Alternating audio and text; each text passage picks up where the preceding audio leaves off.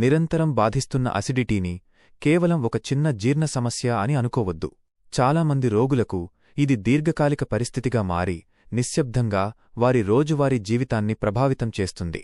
నిరంతరం బాధించే అసిడిటీ తరచుగా ఛాతీలో మంట, పుల్లని త్రేన్పులు, కడుపు ఉబ్బరం, వికారం, గొంతుమంట, దీర్ఘకాలిక దగ్గు, నిద్రభంగం మరియు యాంటాసిడ్ మందులపై నిరంతరం ఆధారపడటం వంటి పరిస్థితులకు దారితీస్తుంది. దీర్ఘకాలిక మందులు తాత్కాలిక ఉపశమనాన్ని ఇవ్వవచ్చు, కాని వాటిని అదే పనిగా ఉపయోగిస్తే న్యూట్రియంట్ అబ్జార్ప్షన్ను తగ్గిస్తాయి, గట్ ఫ్లోరాను మార్చుతాయి. కాలక్రమేణా గ్యాస్ట్రైటిస్, గ్యాస్ట్రిక్ అల్సర్లు, యాసిడ్ రిఫ్లక్స్ వ్యాధి, జీఈఆర్డీ, ఈసోఫజైటిస్, పోషకలోపాలు మరియు బారెట్స్ ఈసోఫేగస్ వంటి తీవ్రమైన సమస్యలకు దారితీయవచ్చు. ఇది క్వాలిటీ ఆఫ్ లైఫ్ని చెప్పలేనంతగా పాడు చేస్తుంది. ఇలాంటి సందర్భాలలో ఇంటిగ్రేటివ్ ట్రీట్మెంట్ సాధ్యమైనంతవరకు ఈ క్రానిక్ యాసిడిటీని రివర్స్ చేయడానికి ఎంతో చక్కగా పనిచేస్తుంది.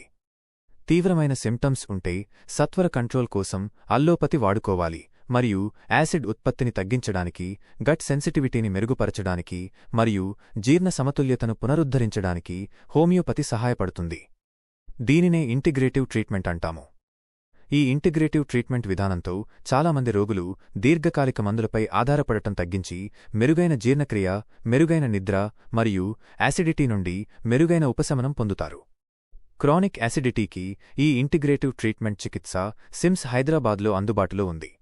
ఇక్కడ పేషెంట్ సెంటర్డ్ సంరక్షణ, రోజువారీ టాబ్లెట్లతో లక్షణాలను నియంత్రించడం కంటే లోపల నుండి శరీరాన్ని బాగుచేయడం మరియు పరిస్థితిని సాధ్యమైనంతవరకు రివర్స్ చేయడంపై దృష్టి పెడుతుంది.